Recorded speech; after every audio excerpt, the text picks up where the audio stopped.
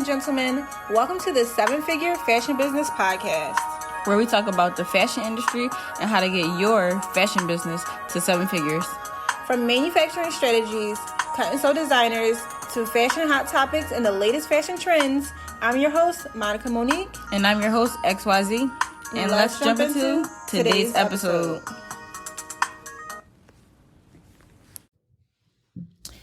Hi. What's up? Hi, guys. So we're jumping into today's episode. This is Deidre speaking. And this is Monica, per usual. Let's get into the outfits first. Oh. What were you about to say? I was saying we got an entertaining story. Oh, yeah, we definitely have guys. A story From the time. store. Yeah, a Speaking story of time. the store, we are wearing clothes from... We're saying the store. So I own a clothing store called Oxymoron Fashion House, which you can follow on social media, Instagram, which is Oxymoron Fashion House, and TikTok, which is Oxymoron Fashion House. Keep in mind, my TikTok is ran by my 9-year-old niece.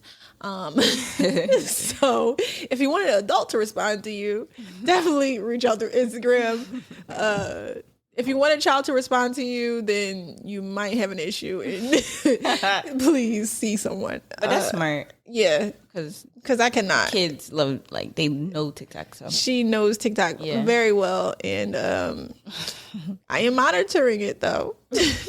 But yeah, for sure. Oxymoron Fashion House. We are both wearing outfits from.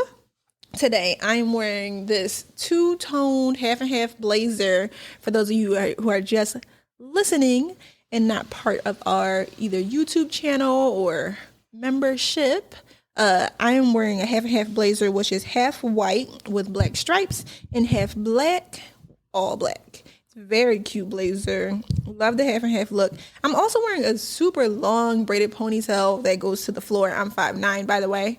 And my ponytail that goes through the floor, I also wove measuring tape through it. So in my braided ponytail, you can see... Oh, you sewed that in there?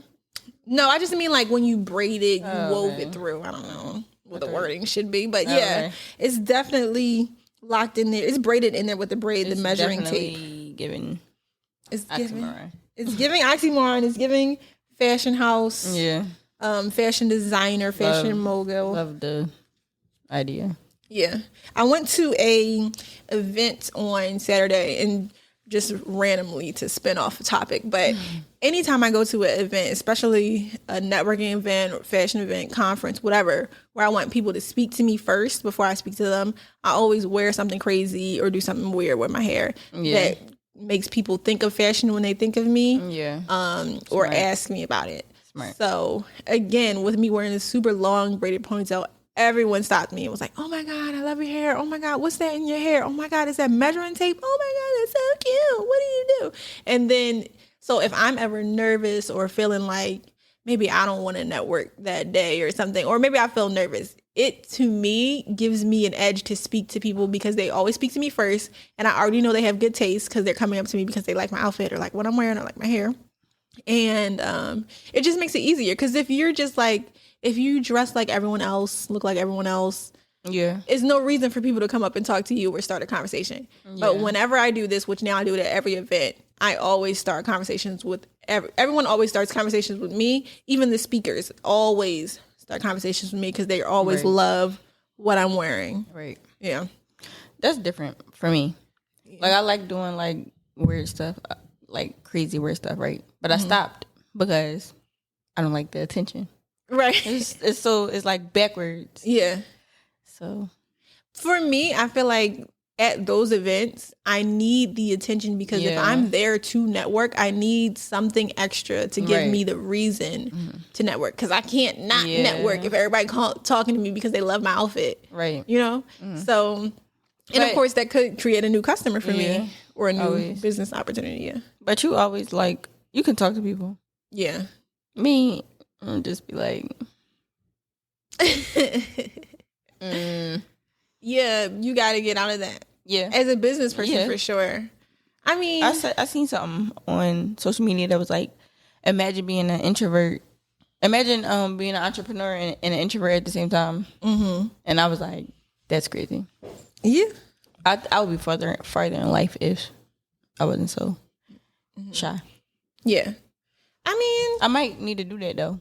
I think you should. I think everyone should. I did it, and I don't like it. Yeah, because you don't like attention. Like I want to dye my hair, right? Yeah, you want to dye. Yeah, I'm like, don't really want to do it because I know everybody about to be like, I love your hair. Yeah. But it's just like, it's so cute. I know. And then I'm going off topic, but I bought this eyebrow kit.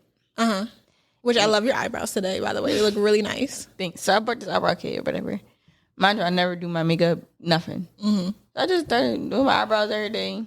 The eyebrow kit is really good. From Nick Townsend. Buy it. Free promo. But it's really, he's a genius. Like, but I didn't really do great today because I was rushing.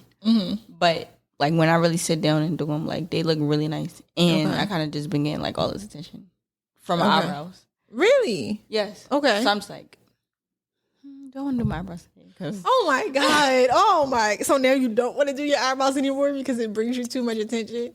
You are a psycho. But I love how my eyebrows look. They look really nice. But you don't want people to compliment you. Yeah. Ooh, child. I'm sure a lot of our listeners can relate to both. Right. You know, being introverted versus so different. Yes. We on the show. For sure. And because it's different perspectives. Yeah. For me though, I'm a ham when I go to certain events. You know, that's smart though. Like, when I go to everyday things, like when I go to the store, I'm just wearing like Adidas free promo. I wear Adidas all the time. Free promo. I wear Adidas all the time. Just an oversized shirt, some Adidas tights, Adidas sneaks. Like, but I liked it. I like when you just regular.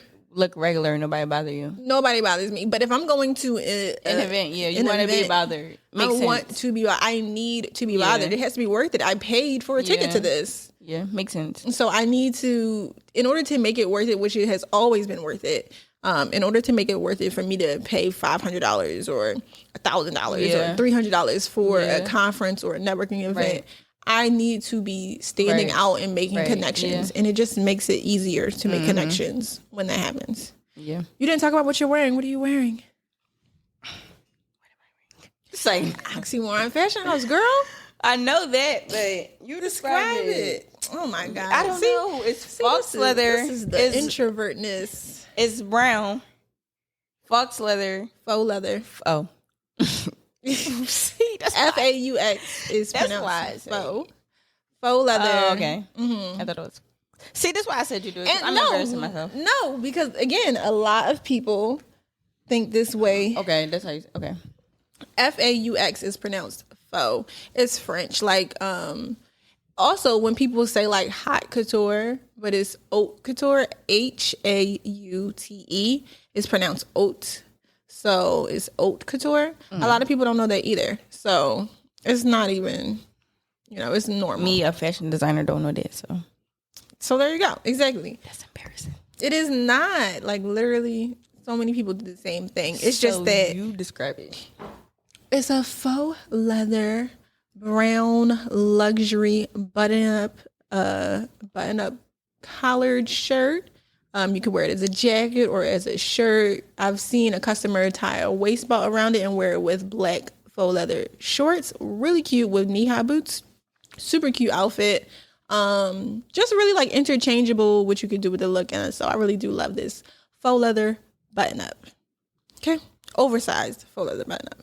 I love it. It looks really nice on me. But let's jump into the main topic today. What are we getting into, Zee? Monica took a trip to Dubai. Yes, for a month. For a month, I took a trip to the Maldives and then Dubai. So I went to the Maldives for 1 week and then Dubai for 3 weeks. And we're going to pretty much talk about how that went business wise. What you deserve though. You deserve a vacation. For sure. I've never in my life taken a vacation that long. Which was like weird for me. I had never, so number one, I didn't even buy my flight back, which I don't think I've ever done that before, but knowing me, I have done it before. I think maybe once when I was 21, I didn't buy my flight back before, but it was only because I was on a trip with a boy and a man, but and he was buying the flight back. Either way, since I've opened my business, I have never taken a vacation that long, and I kind of just felt like I earned it. I worked really hard this year. The first half of the year, the trip was in August, basically the whole month August. It was, I left July 25th. I came back August 24th. And so pretty much how I set up that trip, or before that trip, for people who this might be your first episode, I am an evening wear designer. I specialize in gowns, wedding gowns, prom gowns, birthday events, more luxury things, women's suiting, pants, dresses, skirts, all of those luxury items for special events. And before I left, I had maybe 9 orders that altogether had a majority of it done except for one, or what I felt like was a majority of them done. And so all of those custom orders, mind you, I have people that come into the store just to buy off the rack. But for those 9 custom orders, I started each order. Let's say put the dress together, but it needed a zipper and buttons, or it needed a hem and a diamond piece, or stuff like that. So each of those 9 orders I left in the care of Deasia here, who is my second in command at my store, and went on the trip.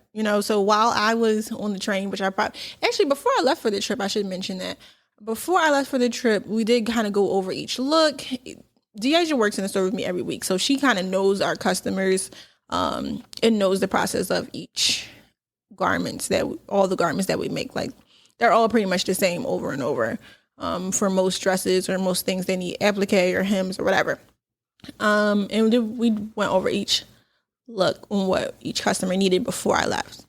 But then when I journeyed to JFK, which was like a 2-hour train ride, I made sure that I wrote down each customer's name, what was in their order, what was left that needed to be done. So under each customer's name, I did like 3 bullet points. Like, okay, this dress, which is the blue dress hanging up on the fitting room, needs 1, 2, and 3. This dress for this customer needs 1, 2, and 3. And I did that for each of the 9 orders.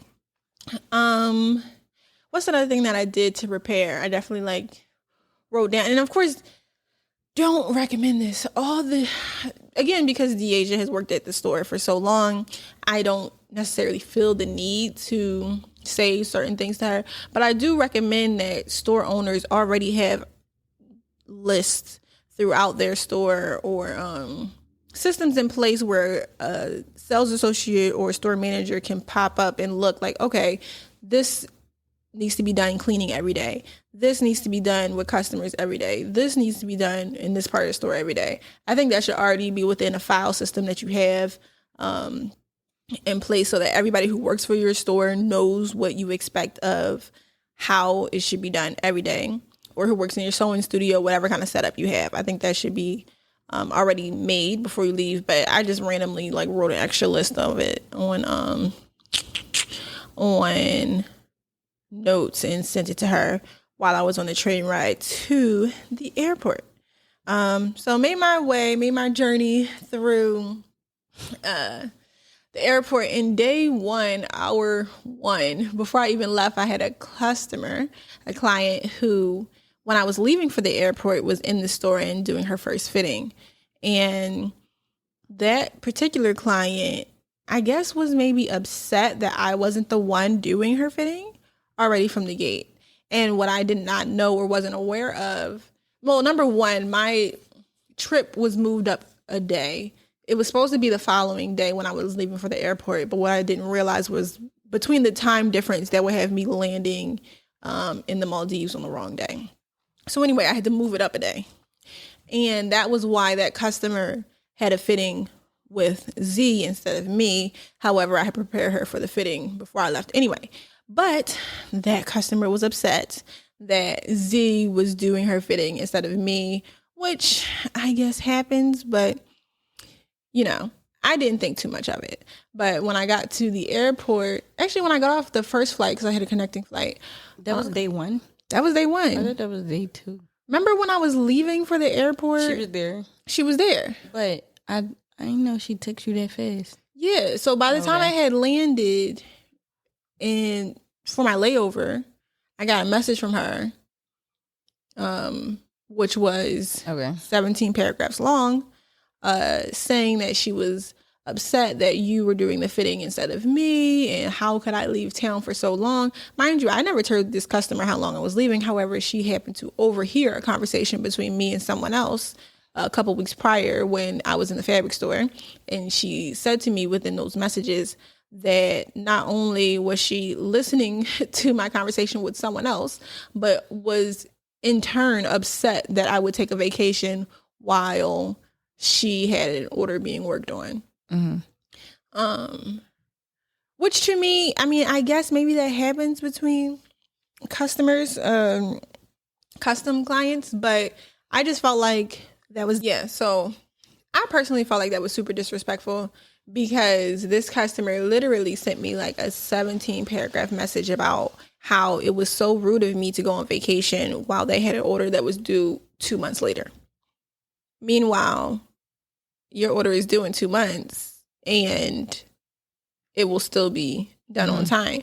But they were very upset that I would take a vacation, let alone a longer vacation, than what they felt like was necessary for me in my personal life to take. And they were upset that somebody else's hands would be working on the dress outside of my own. And I kind of addressed that as, you know, I am a business, I am a company, and people work under me. I don't know if you know, but most companies, the person who owns it is not the one necessarily working on it. Like, you are not going to get mad if you get food at a restaurant and the top chef isn't the one who prepared the food. You know the cooks in the kitchen made it, right? So even if you're going because it's a certain chef's restaurant, you understand that people work for them. So that was really like insulting to me. But of course I responded with grace. You know, I'm sorry you feel that way. Your order will still be done on time, ahead of schedule as planned. You know, there will be no hiccups within your order. And when I come back, that is when we will have our final fitting for whatever. So just look out for hiccups like that, designers. If you do have custom orders, I don't know if this is something that people normally do. However, several of my customers did it. I wouldn't say several. I would say 3 out of the 9 customers had issues with the fact that I went on vacation, which I honestly just think is because my customers are spoiled. I think it's because I give too much good quality customer service and they expect me to be the one that does everything, which at some point is unrealistic. And I think this is that point.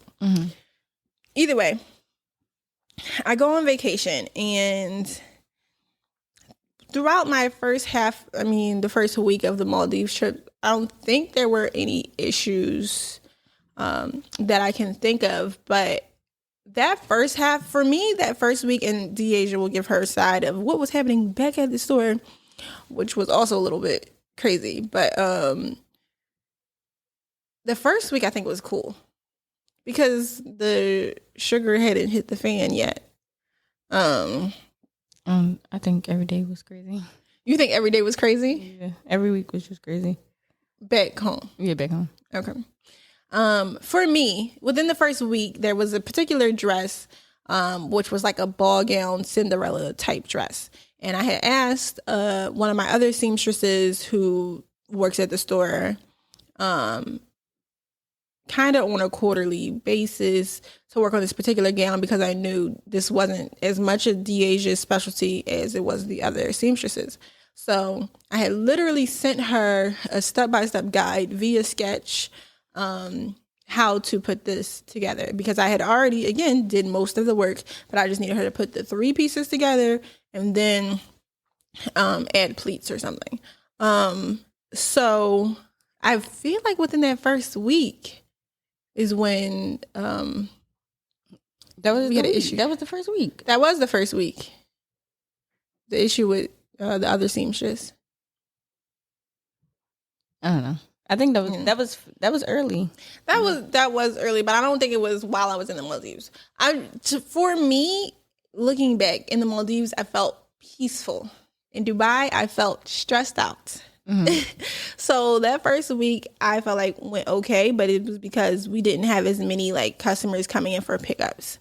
However, by the time I got to Dubai, 1 week in of the vacation, I felt like the sugar started hitting the fan. I started getting messages from you that said, you know, this other seamstress brought in the dress back. The customer is already here and doesn't like it, is upset, yada yada. And that made me upset because I had already sent them a guide of how to put it together, and it looked like they completely ignored that guide and just was like, yeah, I'm gonna do what I want, put it together how I think it should be put together, and then give it back without any like mention to me, hey, I couldn't figure this out, or hey, I'm having an issue with this, which it looked like they clearly were having an issue with something.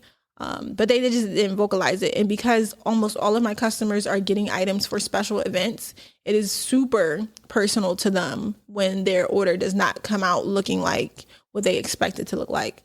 It's one of those things where almost every customer will cry if it's wrong. Like nothing that I make for my customer is not important, which puts an added stress on me a lot of times, but I'm not like a stressed out type person, so it doesn't really get to me. I just make sure that my work is quality work. But either way, the customer now has the order on. They're very upset. And now I have to go back to that seamstress. Keep in mind, I'm in Dubai. I have to go back and forth messaging to that seamstress, like, what's going on? Why didn't you vocalize that you were having an issue with this order? This customer is very upset. There's really nothing I can do. I'm out the country. Can you resolve this? But I didn't do that either, though. Like, I understand why she didn't do that. You understand why she didn't do what? Like, vocalize she was having a problem. Yes, you didn't vocalize that either. That also made me upset. So I think by the second week in Dubai, I think I had cried at least like 3 days. Like, literally. Why didn't you vocalize that? It seemed like you was fine. How could I be fine when all of my customers were messaging me that the people who work for you are giving us crazy looking garments? Like literally I was getting text messages every day like, hey, I don't know what's going on, but I just tried on this and it looks horrible. Or hey, I don't know what's going on, I thought I was picking up today but nothing's done. Hey, I don't know what's going on, but ... and it was like a message like that every day, every hour. And of course I can't do nothing because I'm out of the country, but also I'm texting y'all and y'all texting me, good morning, how you doing? How's your day going? As if everything's going good with the clients.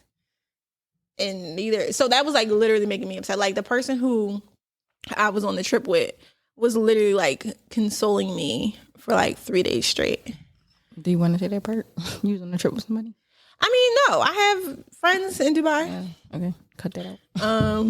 What second is that? But yeah, it was just like they were like, what, why aren't these people who work for you putting out the same quality of work that they were doing before you left? And I could also not understand that. I was like, when I'm here, maybe I'm walking you guys through each thing too much. Like maybe you guys are too dependent on me either finishing it if y'all are taking too long, or just being like, oh, it's fine. If you couldn't do it, I'll just fix it. Or maybe y'all aren't really paying attention as much when y'all do things when I'm there because you know it'll get fixed regardless. I didn't know what was going on, but it just seemed like as soon as I left, the things that I felt like were easy to do, like put a zipper in or add an applique or add feathers or buttons on something, which I felt like were really simple things to do that you guys do all the time. None of those things got done. So I was just really upset for several days because it's like, at this point, I'm going to refund almost $2,000 to $3,000 worth of orders because, I don't know, these things aren't being done, and these customers have these really big events and, you know, whatever. At the end of the day, it's on me. It doesn't matter whose fault it is. or who didn't put the buttons on or whatever. At the end of the day, they spent their money in my store. I have to refund the money, whatever. So that's what was going on week 2. I think week 3, either week 2 or week 3, again, I got a customer calling me. Of course, I ignored them the first couple times because I'm in and out. I'm out the country, so I shouldn't have to respond to customers because, again, like I also gave all the customers your information because I either was not going to always have access to service, but also you were the one in the store who could answer any questions about when they needed to do pickups or whatever. But I got a call from a particular customer who was literally crying. Like, you know, they had an item that was being produced for a wedding. And they were just really upset. They, again, just was really upset to the point where, you know, while I never cry.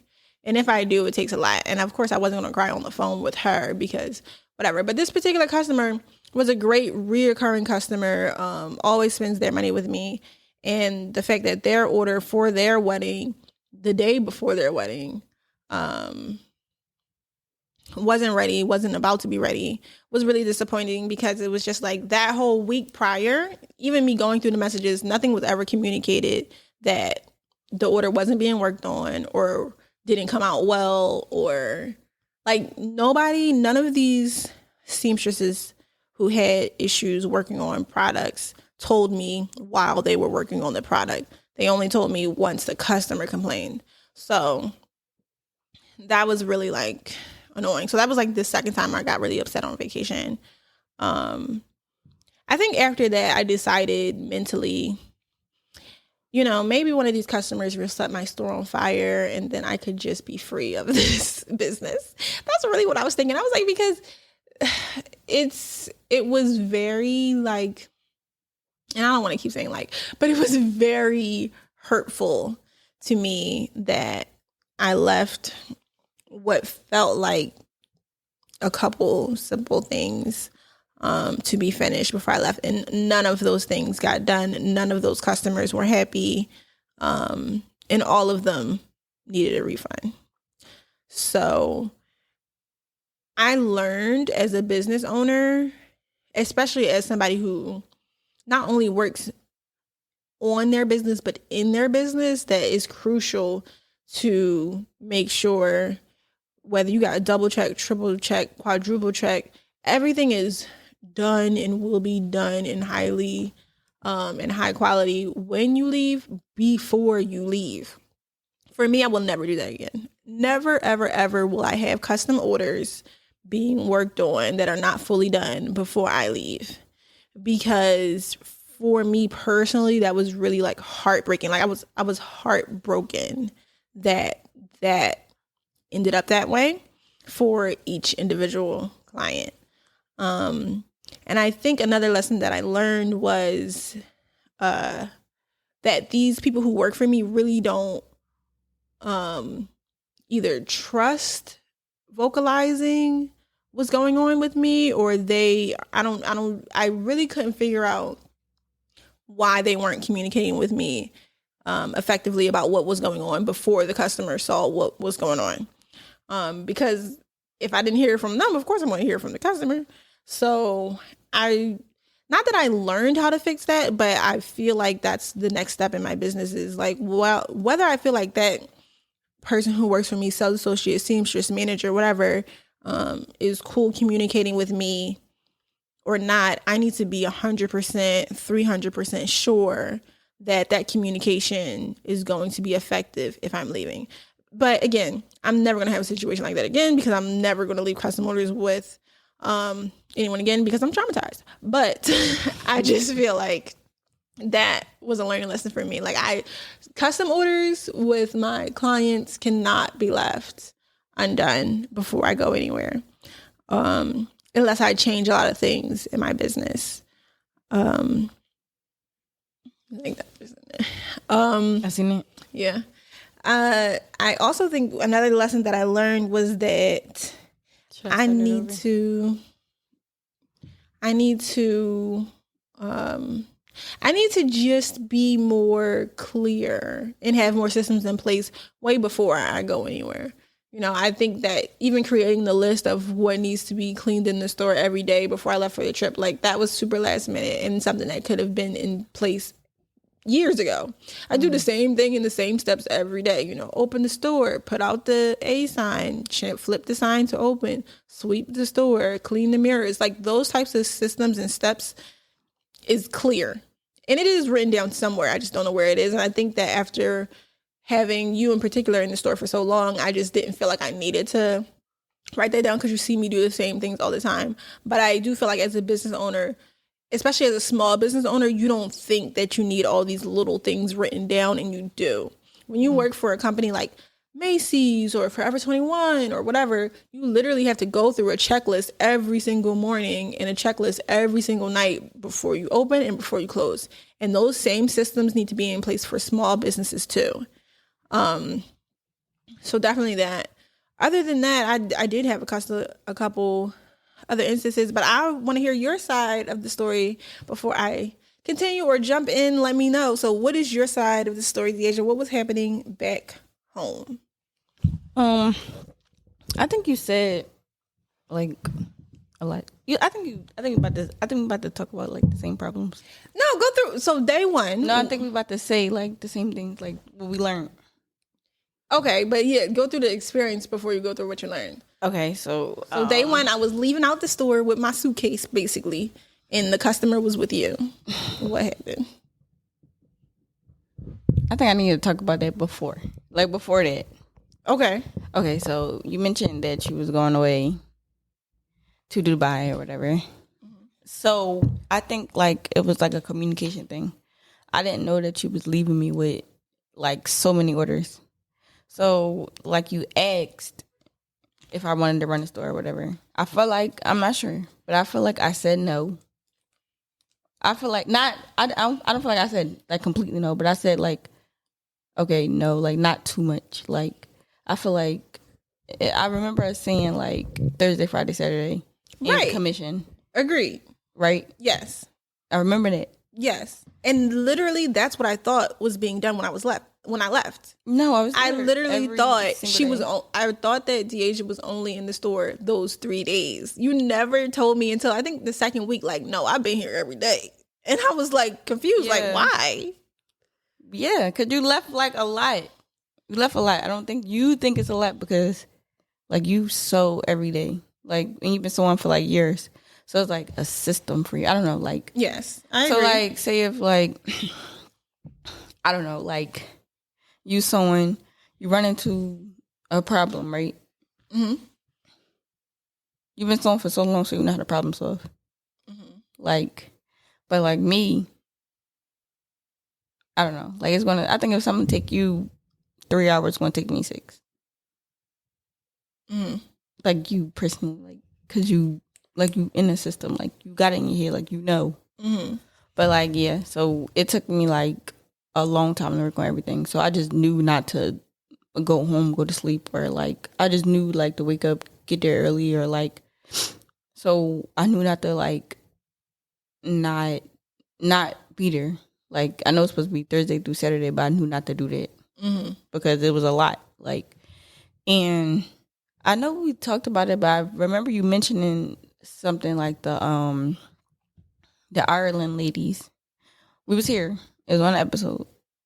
I know you mentioned like the Ireland really? Ladies. I don't remember that, but okay. We was here. We're gonna hear it in one of the episodes. But you mentioned it. You was like, speaking of Dubai, you said something like, speaking of Dubai, the Ireland ladies are picking up when you're here.